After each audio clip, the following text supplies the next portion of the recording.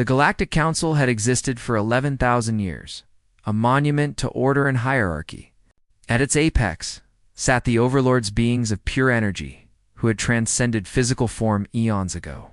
They ruled not through force, but through an unshakable certainty. They were superior, and the lesser species knew it. Then humanity discovered faster-than-light travel. Ambassador Kenji Yamamoto stood before the council, a single human among giants.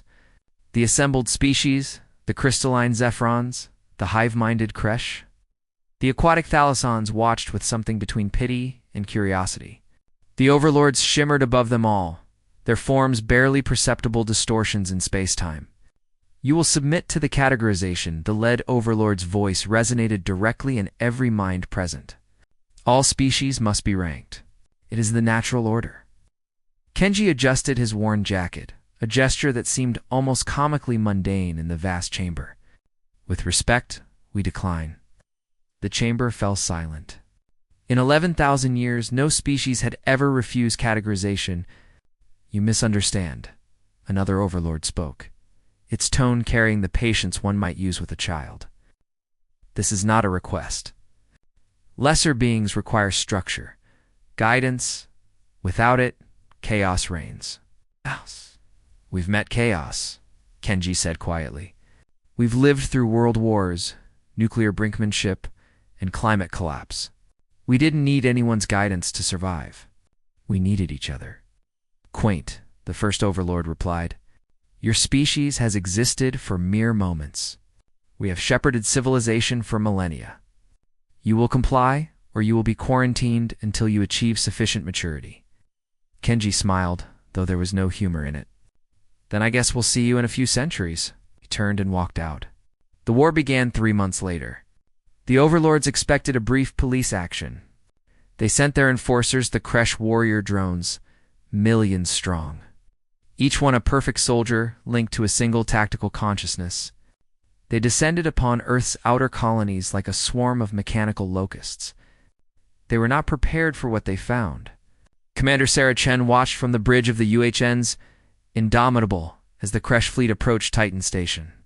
By every tactical metric, her small defensive force was hopelessly outmatched. The Kresh had numbers, coordination, and technology refined over thousands of years. But they had never fought humans before. "All ships," she transmitted. "Execute protocol, Crazy Ivan." What happened next would be studied in military academies for generations, both human and alien. The human ships didn't retreat or form defensive formations. They attacked, each vessel breaking formation and engaging in what appeared to be completely random, individualized tactics. One ship would charge directly at the enemy lines while another pulled a tight turn that should have torn it apart. A third released all its fighters in a scattered pattern that made no tactical sense. The Kresh tactical consciousness tried to predict their movements, to find the pattern. There was none. Or rather, there were thousands of patterns, each one emerging from a single human mind, making split-second decisions based on intuition, creativity, and sheer audacity. By the time the Kresh began to adapt, they had lost 40% of their fleet.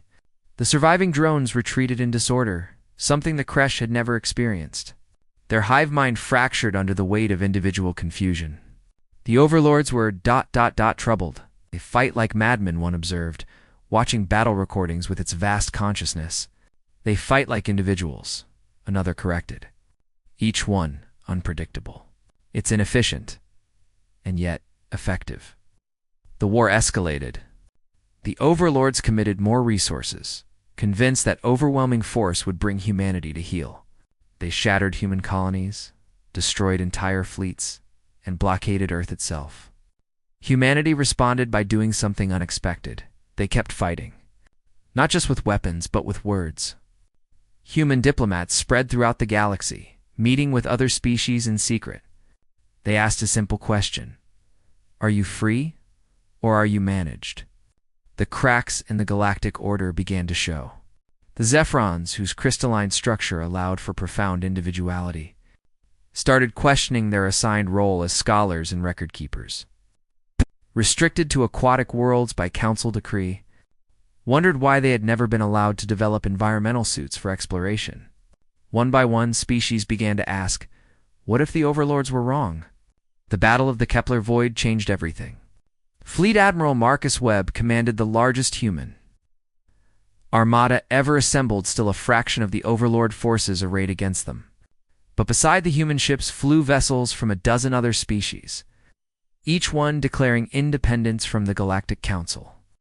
The Overlords themselves descended to the battlefield, their energy forms coalescing into vast, terrible shapes.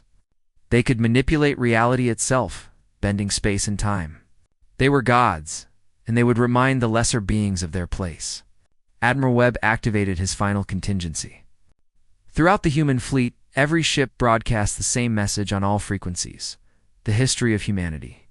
Not sanitized propaganda, but the truth.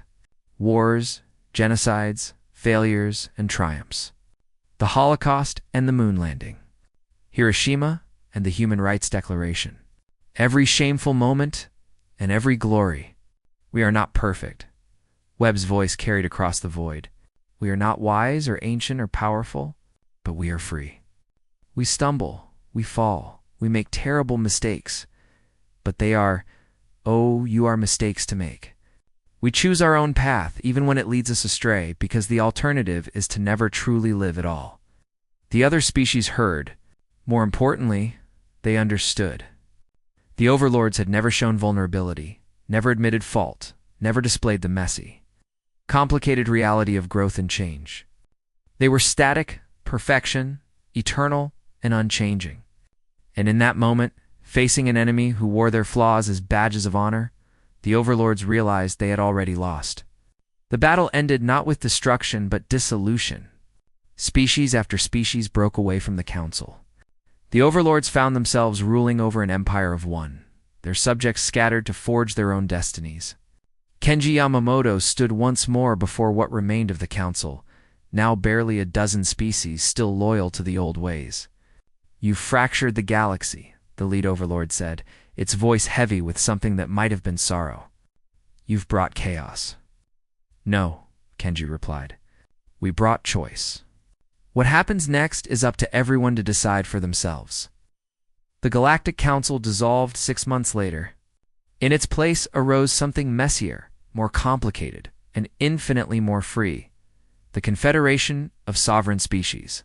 It was imperfect, contentious, and constantly evolving. It was, the humans explained, called democracy. And across the fractured galaxy, species began the long, difficult journey of learning to govern themselves, stumbling, falling, and rising again, just as humanity had done for thousands of years. The Overlords watched from their dimensional refuge, and perhaps for the first time in their eternal existence, they wondered, what if we were wrong?